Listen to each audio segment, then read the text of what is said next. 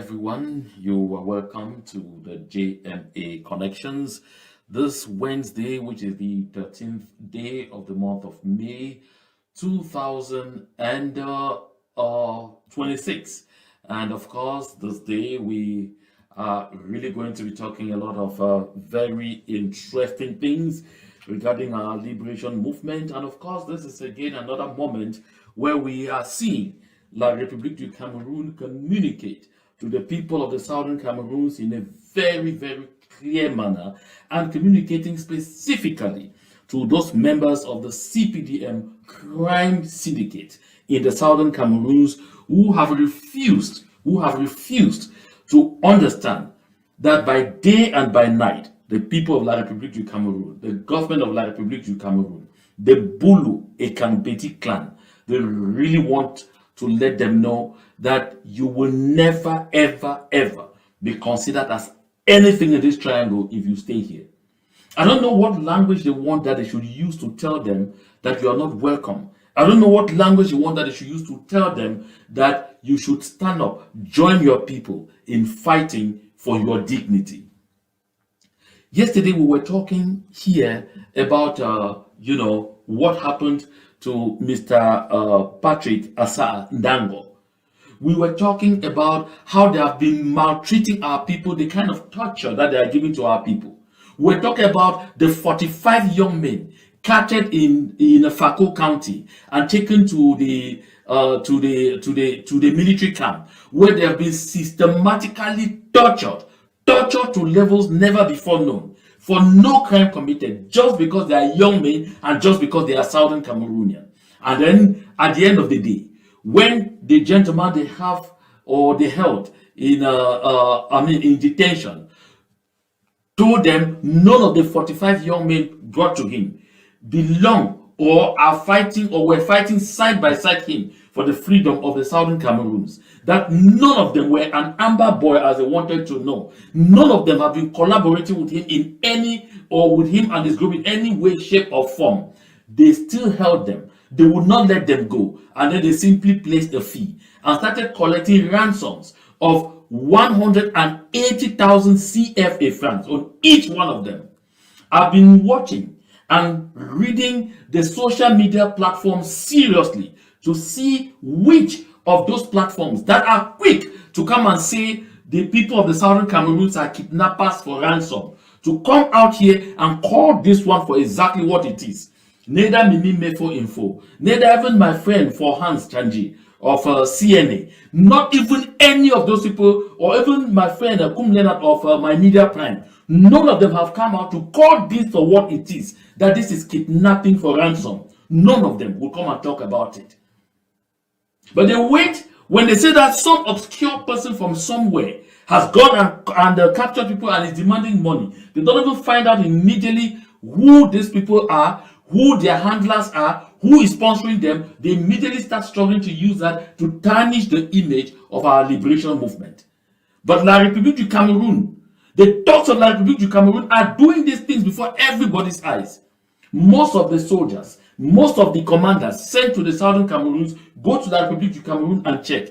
They are constructing skyscrapers. Where are they getting money from to do these constructions? From capturing our people every now and then to something they will call kale or mass raids. They just go out there, organize stop and frisk, capture people, or they just go in a bar or in a place, turn their trucks in, capture people and pour inside there and go and detain them, whether they have ID or not, whether they committed a crime or not. But as soon as you get into their darknet, you must pay sometimes 500,000, 1 million before you are set free. And if you don't pay, they tell you immediately that they will just plaster the tag terrorists on you. And once they plaster that tag terrorists on you, you are guilty until you prove yourself innocent.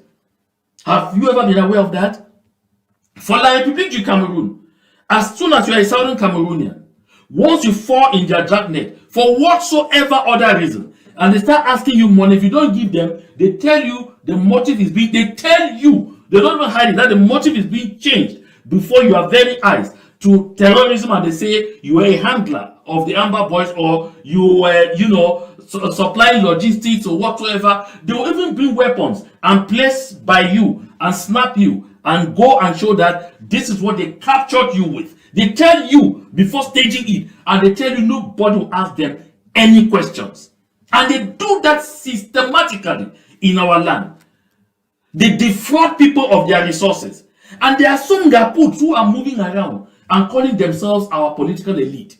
And I ask them on a daily basis, when is the day you stand up to say enough is enough? When is the day you stand up to say we can no longer swallow this?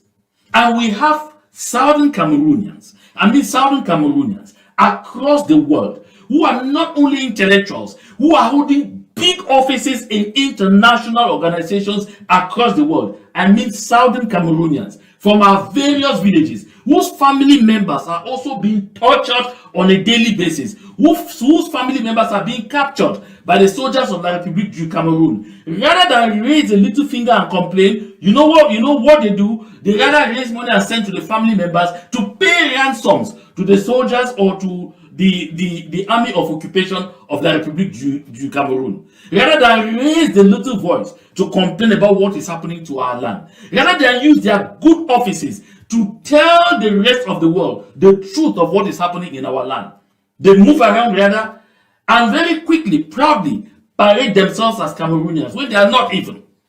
When they are not, and they know it. And some of them are even nursing political ambitions. And so for them, they believe that complaining about what is happening to their people in the Southern Cameroons, raising the eyebrow to say, no, this level of torture, this manner of dehumanization is unacceptable. They fear that it would dim their political ambitions in La République du Cameroon. That some of them fighting very hard to be appointed ministers in La République du Cameroon. There are others fighting very hard that they may even stand for elections in La République du Cameroon, even when they know pertinently that just by dint of the fact that they are of Southern Cameroon's origins, their candidatures are dead on arrival. I don't know why they don't learn from the experience of John Frundi. They should listen to people like Harriet Ekwe, who says it very plainly that the rest of the world, including the United States of America, knew that John Frundi won the 1992 presidential election, and that the U.S. ambassador at the time, Frances Cook, told her, I read the quote on record saying that, I've played that on this platform, told her that John Frundi won the election. But France does not want John Frundi to be president in Cameroon. France will never ever accept for a Southern Cameroonian to be president in La République, in the Republic of Cameroon. Why do you accept to belong to a setup within which you already have the power of limitation over your head? Because that's what it is. You know that you already have the power of limitation. There is a ceiling that you cannot cross. That ceiling is once you get to the position of assistant, you end there. Somebody was making a statement today that I was like, oh my goodness. People take time and they observe. When these two entities came together in 1961 in a federal system, there was the federal president and there was a vice president who was of Southern Cameroon's extraction, John Foncha.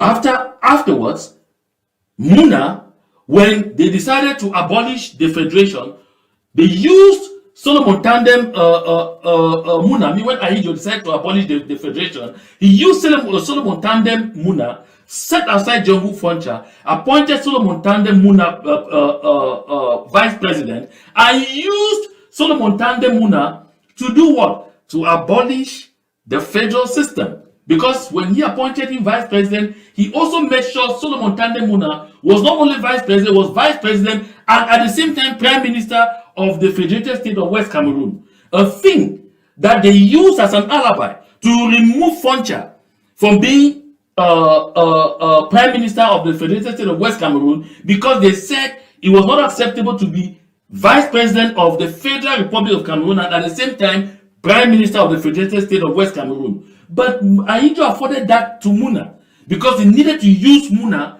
to abolish the federation. When they got what they got in 1972, what did they do? What did they do? You will notice that the vice president's role was that, of course, he would take over, he would be the constitutional successor of the president if something happened to the president. So, by 1975, Ahidjo decided to abolish the position of vice president, and then they created the position of prime minister, appointed Paul Biya prime minister, and then moved Solomon Tande Muna to what? To Speaker of the National Assembly. Take note, while Solomon Tande Muna was Speaker of the National Assembly, of course, it would definitely be clear that if something happened to the president, he will become president at least for a certain period of time during which you organize elections. But because there was already a plan to make sure Southern Cameroonians are sidelined and never get to anywhere, you will realize that something that doesn't happen anywhere, it doesn't happen within the executive. But suddenly, it turned out that the constitutional successor of the president would be the prime minister. At that point, the position of vice president had disappeared. Paul Biya became president eventually.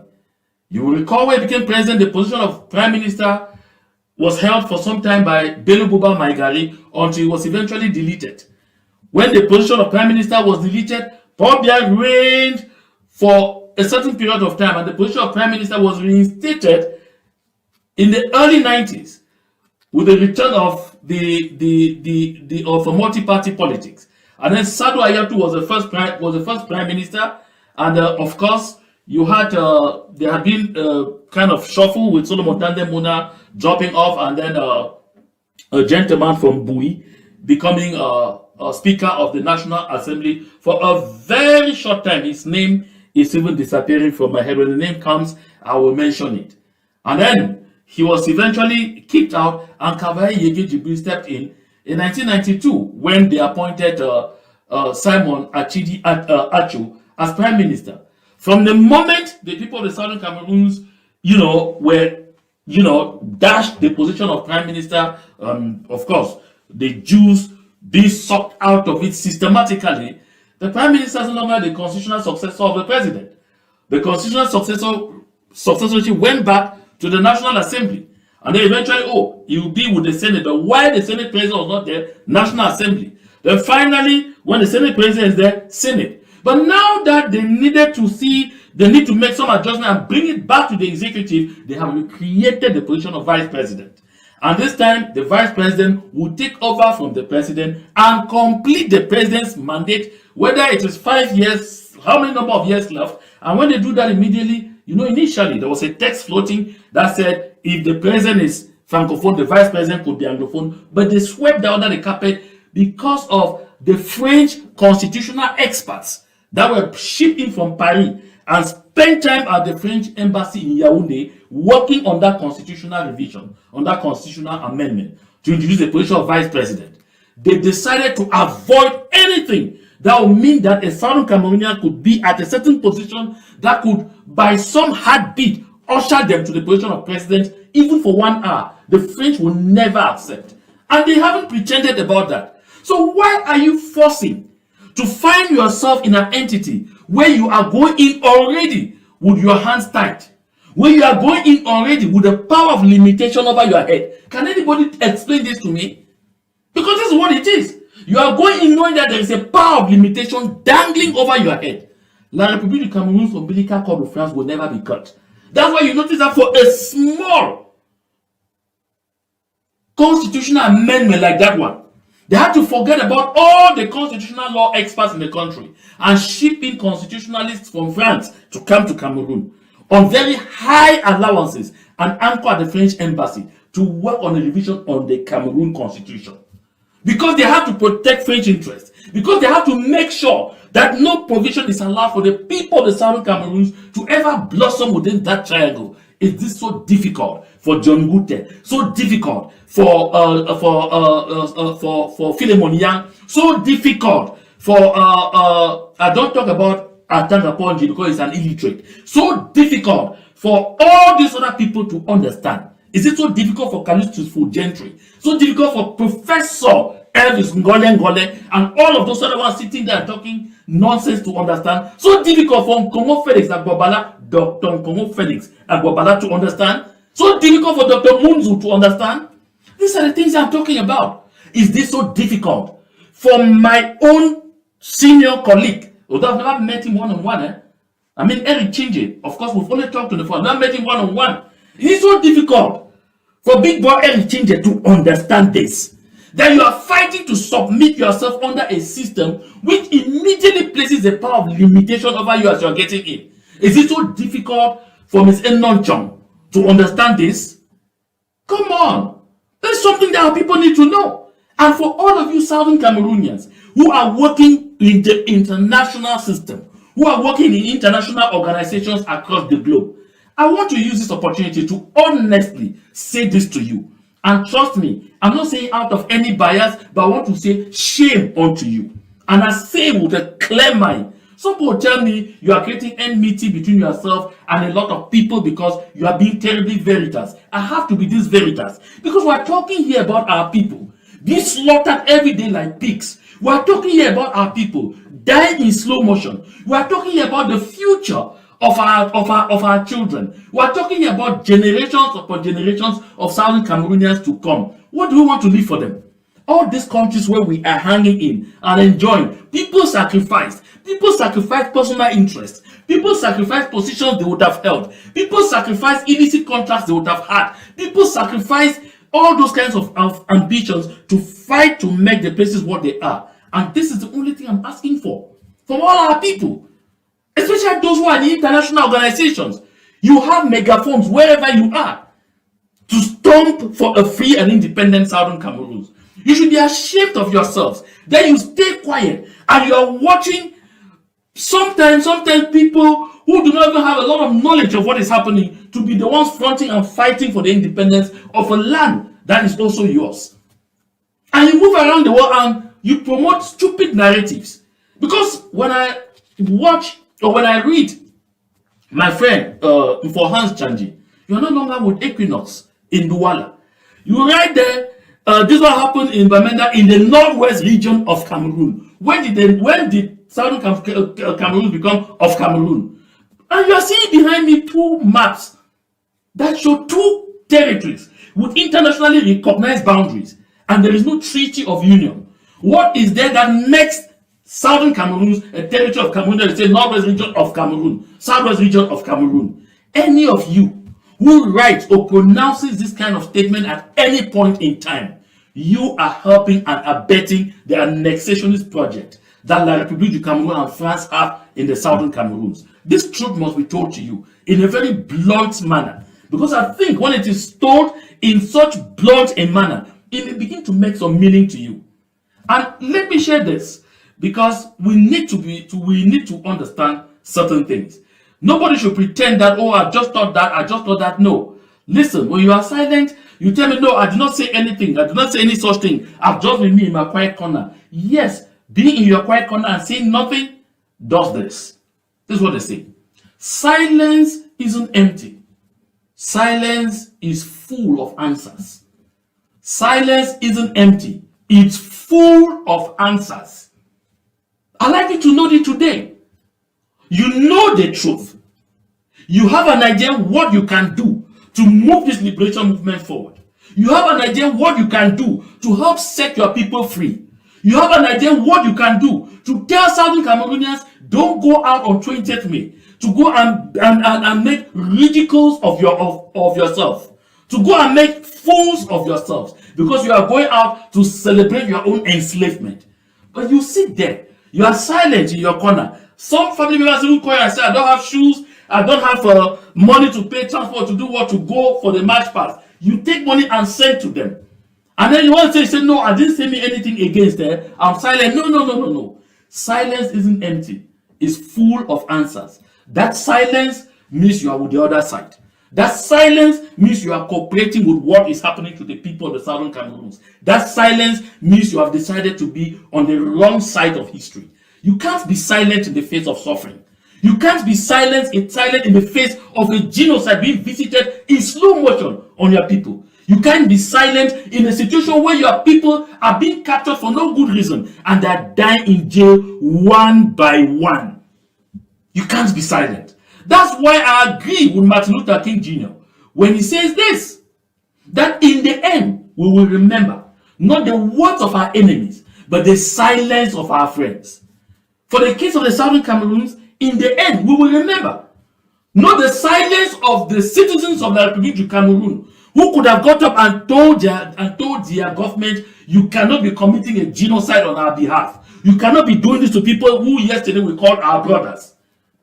No, it is not the bad words of the people of the Republic of Cameroon that they have used and all one that we will recall. It is not the words of Jacques Zay who said we should be dératisés that I will recall. It is not the words of Mathias Onangini who said that ce ne sont pas les anglophones, ce sont les pigeonophones that I will recall. No, it's not the words of Amugu Bellinga who said il faut un état d'exception, that they shut down anything, no hospitals, no schools, nothing, and wipe out everybody. That we will remember. What we will remember will be the silence of those eminent Southern Cameroonians who are holding big offices across the world, who could stand up and say, no, enough is enough, and their voices will be heard, but they opted for silence.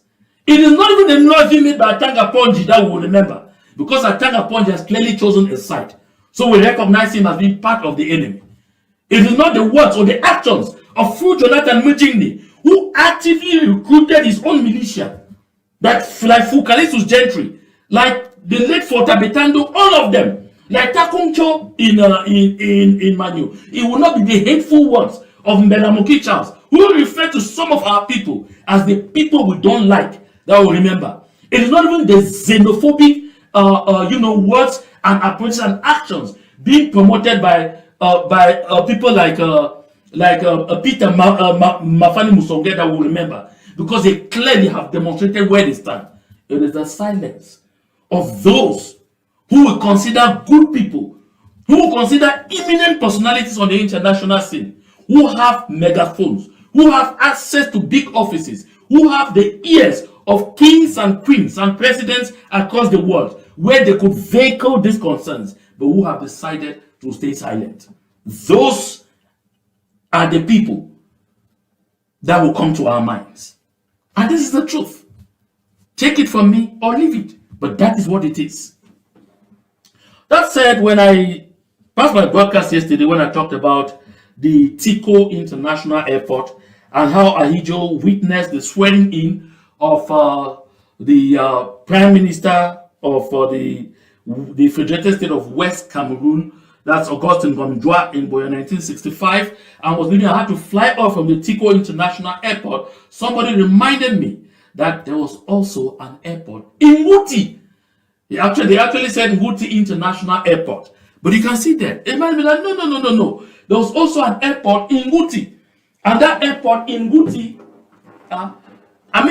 it enabled a lot of travel. That it even served international traffic. That's what they said. It's true that by the time I got that information, I did not have enough time to kind of verify the level of international traffic, but I can see in this that the guests that you are seeing on board were basically not people of Southern Cameroon's extraction. You see, this is Ngute International Airport in 1955, with one weekly flight to Manfay, London, and Rome through Tico International Airport. That tells you, therefore, that it was a local airport which connected to the Tico International Airport, allowing people to fly from Ngute, connect through Tico to the rest of the world. That's what it was. But today you go to Ngute, ask for that airport. I wonder if anybody will show you where it is. Do not forget that there was also an airport in Manfay. Like they are telling you, one weekly flight to Manfay. There was an airport in Manfay. Don't forget there was an airport in Bali. There was an airport in Bali. Bali Nyunga. There was an airport there in Bali. I recall at some point when I was still in secondary school, they used to talk about Solomon Tandem Muna, for example, is to land at the airport in Bali. So these are things that should should make your mind work. You sit down, ask yourself, we had all this infrastructure in the southern Cameroons. What became of it? We exchanged all of this for toys. Yeah, we exchanged all of these goodies for toys. Because what we got in return are simply toys. I'm saying so because I'm transiting to the main issue of discussion for the day. Yet another humiliation, this time taken to the next level for Joseph Dion Ngute. I knew that Dion Ngute was thoroughly embarrassed and humiliated at the airport, at the Nsimale International Airport. He had already boarded a flight and was getting ready to go to Gabon to go and represent the President of the Republic.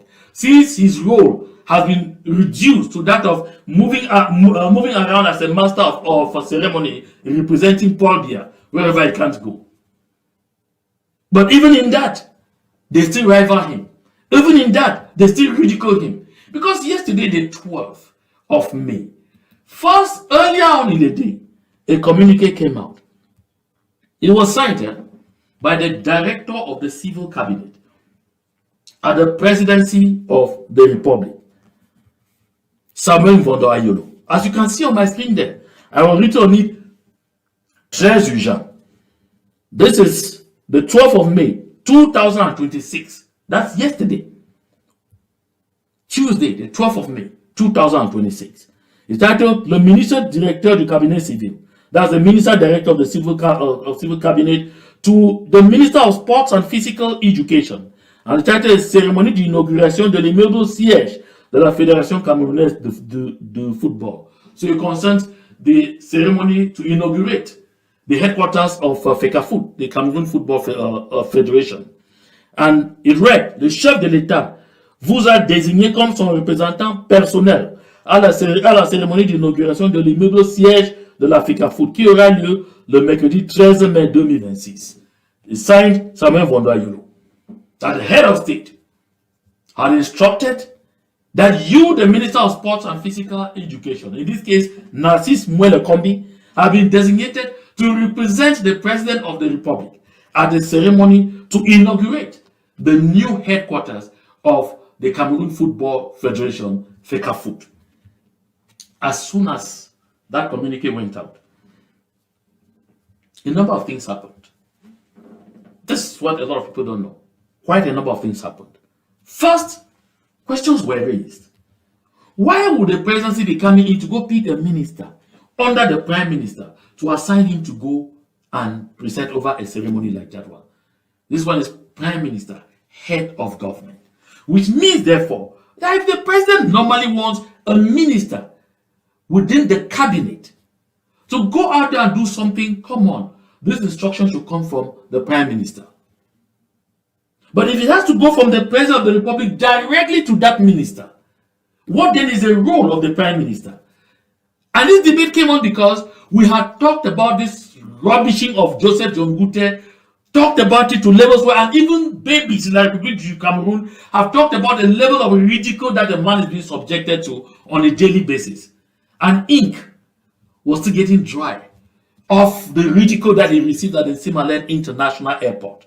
And so a lot of these questions were being asked. But make no mistake, this was not the main concern. Because what caused Etoudi to move was not this. Because a lot of people think that Etoudi finally moved because they did not want to frustrate the people of the Southern Cameroons further. They don't care. The other thing that happened in the background was that Samuel Eto'o, who is at dagger's draw with the Minister of Sports and Physical Education, Narcisse Mwele-Kombi. You know it. Narcisse Mwele-Kombi, if he had his way, did everything to make sure Eto'o is ejected as president of the Cameroon Football Federation. And so Eto'o believed that he had constructed this edifice.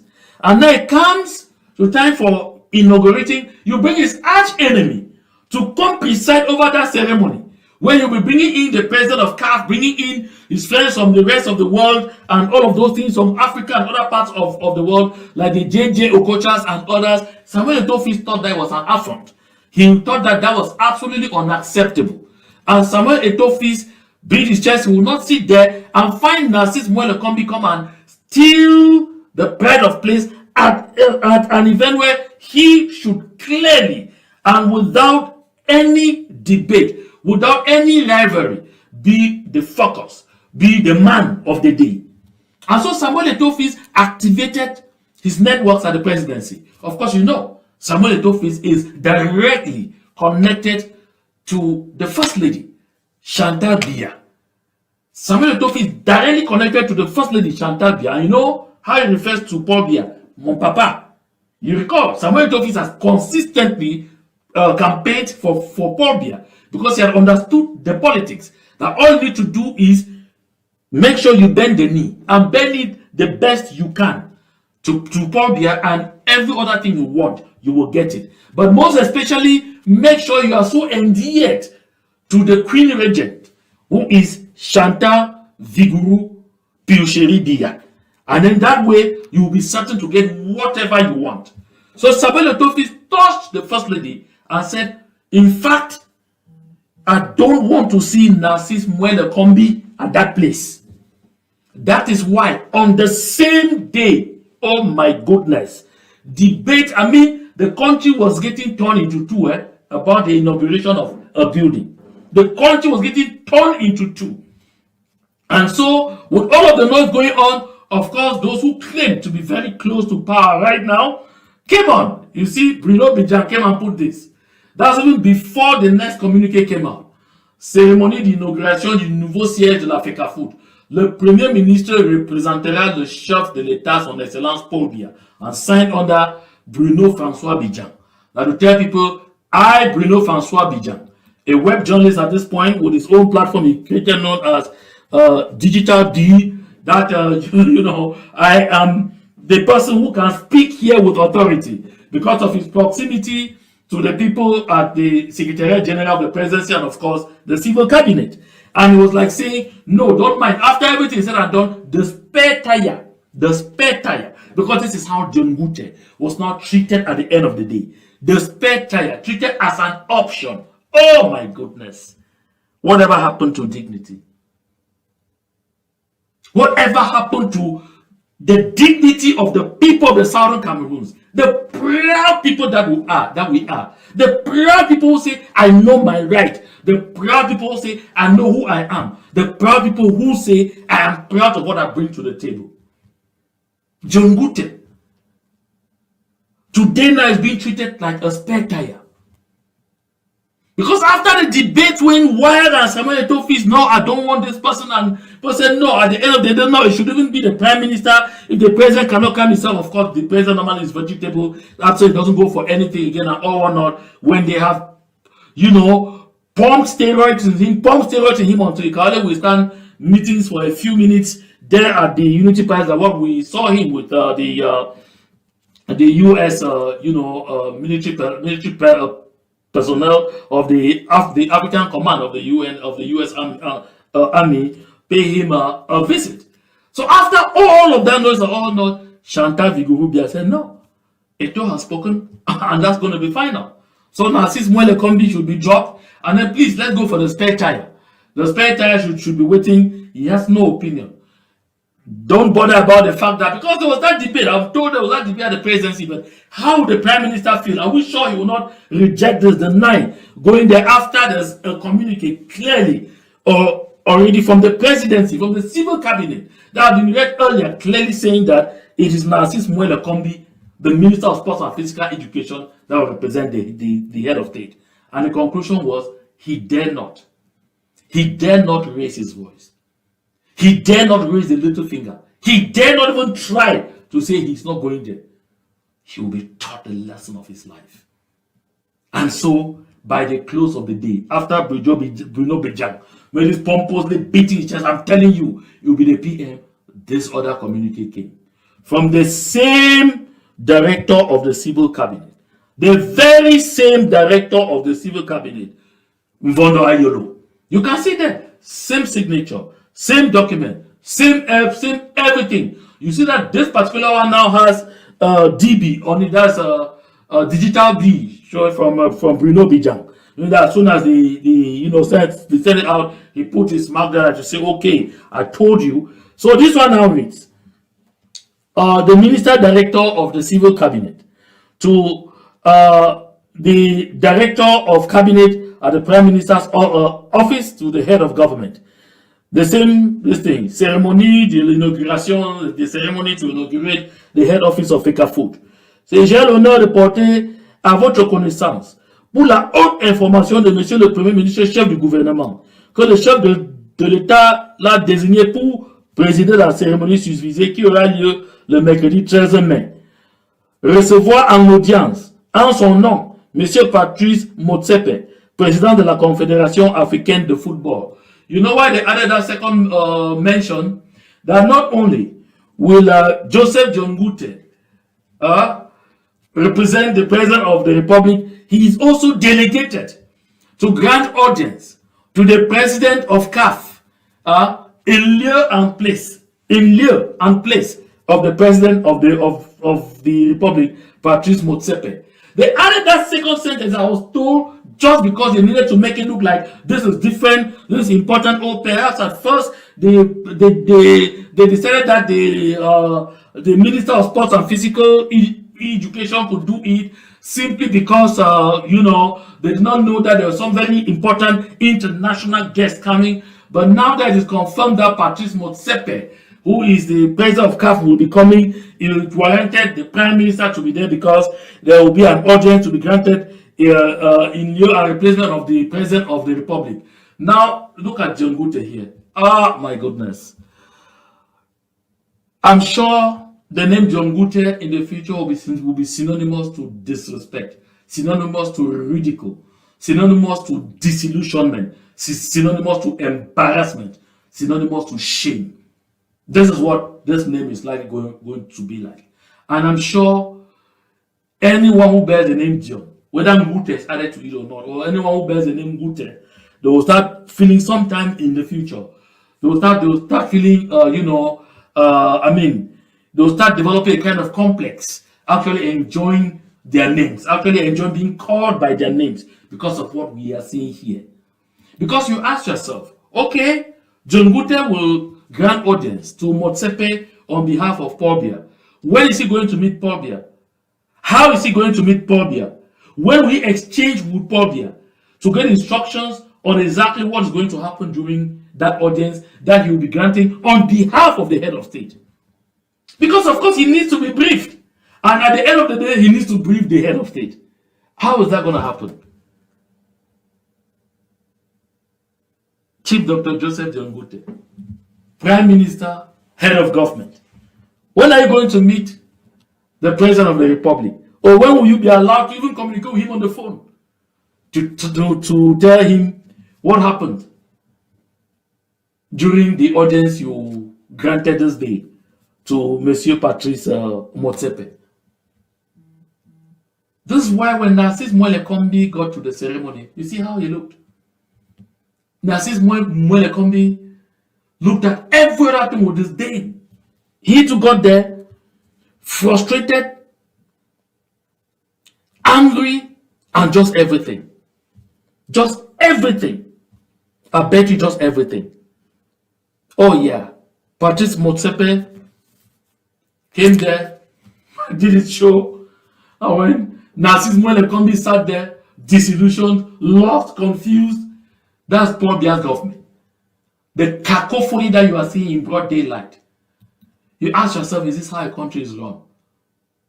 That look like that on Mwelekombi's face was when this spare tire was passing around. When this spare tire was passing around, he was going there to represent the head of state. Shamelessly. Absolutely shamelessly. You ask, what are they begging? Why are they begging to stay there? Why are they feeling so badly that they must really stay there? But you can't hear. And you know what? To bloggers of La République du Cameroun at the end of the ceremony, there is nothing that they took home from it.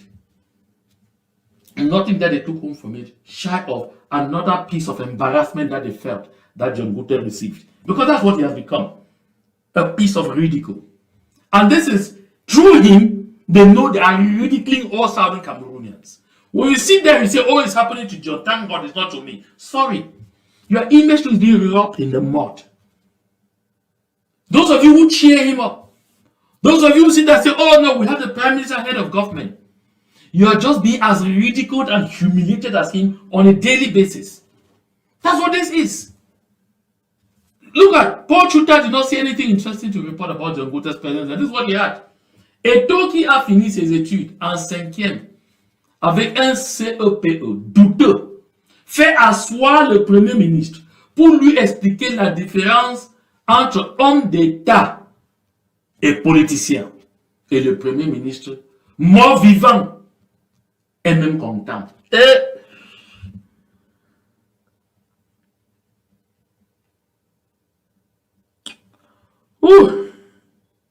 I'm short of words.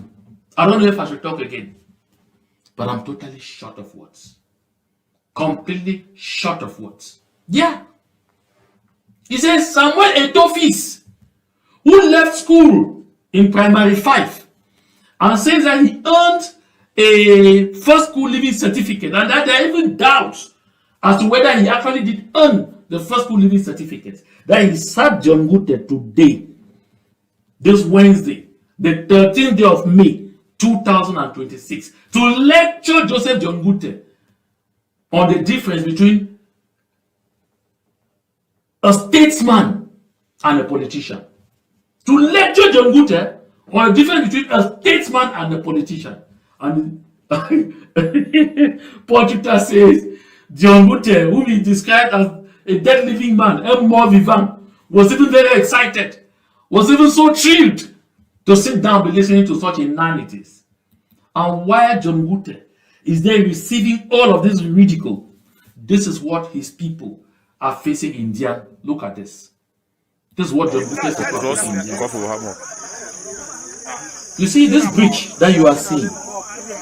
This is a manna bridge, Indian manna bridge, in oil-rich Indian county. That is a coffin that they can't carry in your house into the community to go and they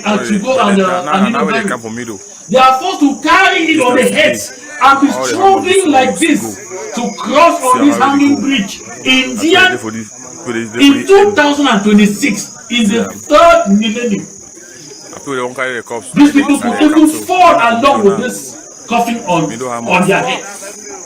And also drown and go to their own early graves.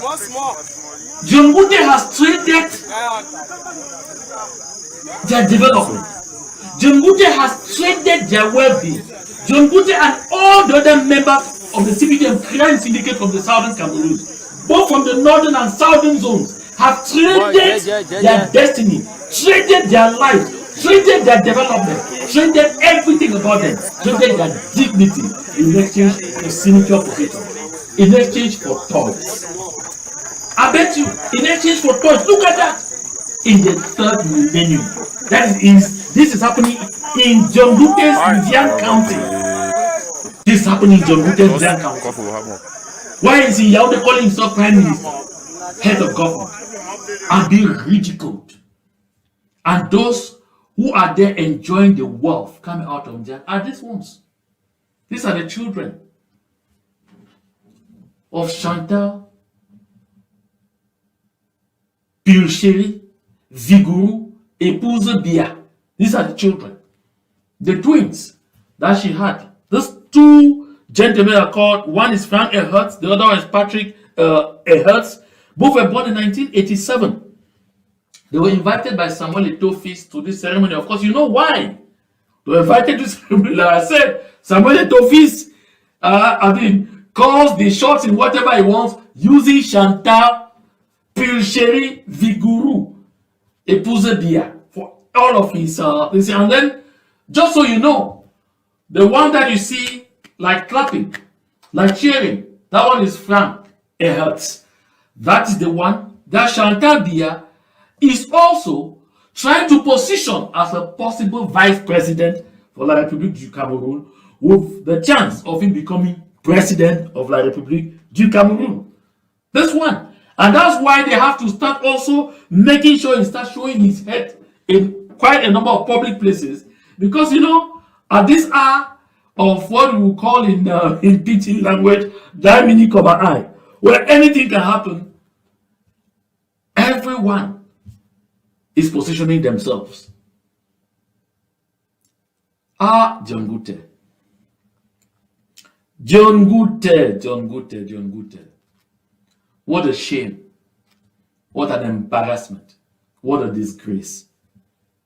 I spoke to some Southern Cameroon's members of the CPDM crime syndicate today.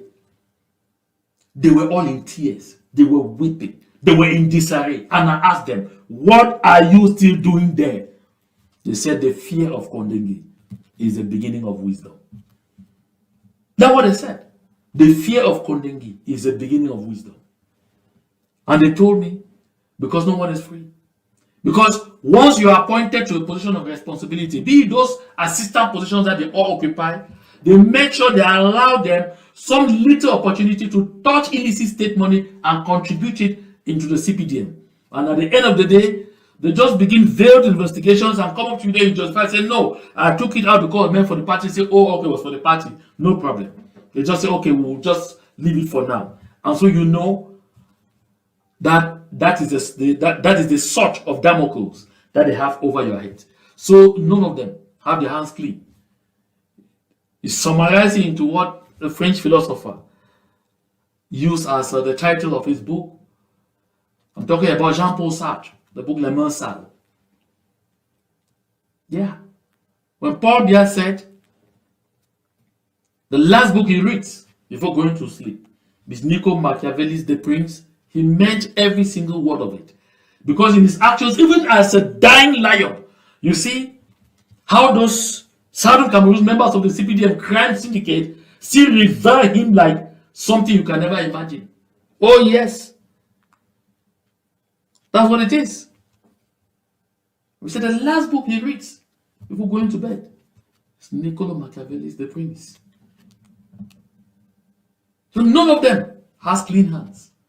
And therefore for them, the fear of Kondengi is the beginning of wisdom.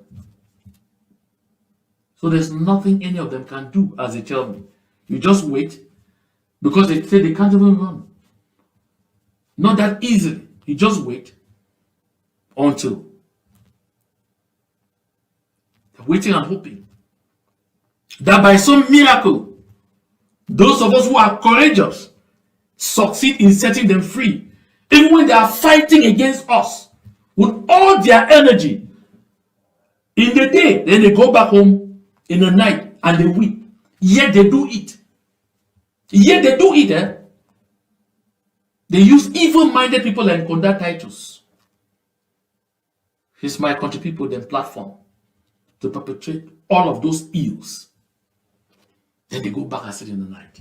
And then, this thing is too much. This thing. What have we really done? How can we find ourselves here? This and that. But that's what it is. It's such a shame. So disgusting. But that's why the Indian lady who on social media started it this way. He's older than the atomic bomb. He's older than spacecraft. He's older than the internet. He's older than the United Nations. His name is Paul Biya. I mean, I laughed my lungs. But that's the ridicule. It doesn't end in La République du Cameroon. Those members of the CPDM crime syndicate from the Southern Cameroons bring it over on our heads. That's why we must free ourselves. Because they still have to be set free from mental slavery. The only way we succeed in freeing ourselves is making sure we are fighting. Not only against La République du Cameroon, but also fighting against those people who are supposed to have been fighting by us. But my concern most is for those Southern Cameroonians who are not under Biya's spell, who are international civil servants, working in international organizations across the world, who have clout enough to help push this liberation movement forward, but who have opted for silence. They are my problem. And to them, I'm saying, the blood of all those who are being killed is also on your hands. You can't escape it. That silence is an answer. That silence is speaking, and is speaking very loudly. And all of us can hear the sound of that silence. I want to thank all of those who found time to be part of this live broadcast on the JMA Connections today. If this is the first time you are visiting us on this platform, please go right ahead, hit the subscribe button. Make sure you personalize so that anytime something new drops on this platform, you will be the first to know. And of course, make sure to share the link, share as much as possible. Of course, that's what we do on this platform. We try to reach as many people as possible. And then drop a comment, be part of the conversation. But like I said before, and I always repeat, don't be disgusting. No, don't take to insults. Be constructive, make your points clearly and concisely, and contribute to the liberation effort. But if you resort to insults, one promise I make to you always, I will delete that comment without even blinking. And so do not also go without dropping a like. At least hit that like button. It generally goes a long way. Thank you very much for your very kind attention. To God be the glory.